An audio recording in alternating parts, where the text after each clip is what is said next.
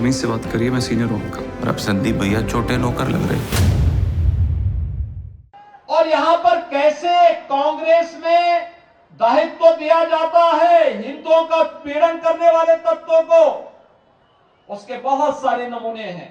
उनको कहीं कांग्रेस के युवा विंग में पदाधिकारी बनाया जाता है, कहीं पे सरकार के किसी महत्वपूर्ण दायित्व का जिम्मा उन्हें देने का कुत्सित प्रयास होता है। पूरे देश में मौसम चुनावी है और ऐसे में हर पार्टी के हर बड़े चेहरे ने अपनी अपनी पार्टी के लिए पूरी ताकत झोंक कर रख दी है।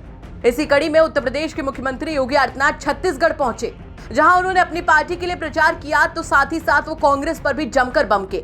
सीएम योगी कांग्रेस पर इस कदर हमलावर थे कि उन्होंने सीधे सीधे ये आरोप मढ़ दिया कि कांग्रेस में हिंदुओं का उत्पीड़न करने वाले तत्वों को दायित्व दिया जाता है। सुनिए आप भी।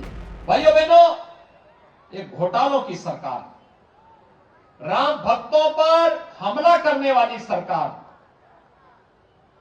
लव जिहाद को बढ़ावा देने वाली सरकार, धर्मांतरण को प्रश्रय देने वाली सरकार,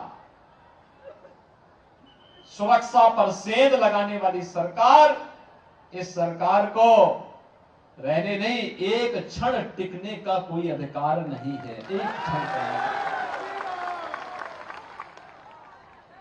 और यहां पर कैसे कांग्रेस में दायित्व दिया जाता है हिंदुओं का पीड़न करने वाले तत्वों को, उसके बहुत सारे नमूने हैं। उनको कहीं कांग्रेस के युवा विंग में पदाधिकारी बनाया जाता है, कहीं पे सरकार के किसी महत्वपूर्ण दायित्व का जिम्मा उन्हें देने का कुत्सित प्रयास होता है। लेकिन भाइयों बहनों, ये चीजें भारतीय जनता पार्टी की डबल इंजन की सरकार जब आएगी वह तो नहीं स्वीकार कर सकती, वह नहीं स्वीकार करेगी।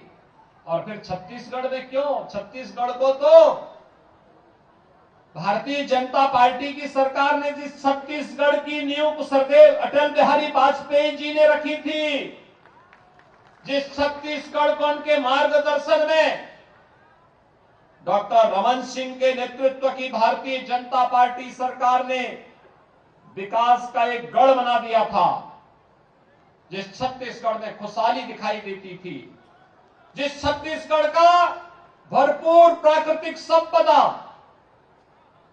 अपने आप में एक विकसित और आत्मनिर्भर छत्तीसगढ़ की एक नई कहानी को दोहराने की तैयारी हो रही थी, उस छत्तीसगढ़ के विकास में ग्रहण लगाने का काम इस कांग्रेस ने किया है। और भाइयों बहनों, इसलिए इन कांग्रेसियों को, जो लोग यहां के विकास में बाधक हैं, बहन बेटियों की सुरक्षा में बाधक हैं, नौजवानों की नौकरी और रोजगार में बाधक हैं, व्यापारियों की सुरक्षा और अन्नदाता किसानों की खुशहाली में जो लोग बाधक हैं, एक क्षण उन्हें सत्ता में रहने का अधिकार नहीं। तो घोटालाबाजों की सरकार है। तो सीएम योगी के बयानों पर जमकर तालियां भी बजी हैं और जनता में खासा जोश भी देखा जा रहा है। हालांकि उनकी बातों का छत्तीसगढ़ की जनता पर कितना असर होगा, ये तो चुनाव के नतीजों के बाद ही पता चलेगा। बहरहाल ये देखना दिलचस्प होगा कि यूपी के सीएम के इस बयान पर कांग्रेस की तरफ से क्या प्रतिक्रिया आती है। आपका इस खबर पर क्या कुछ कहना है, कमेंट करके जरूर बताएं। ब्यूरो रिपोर्ट, यूपी तक।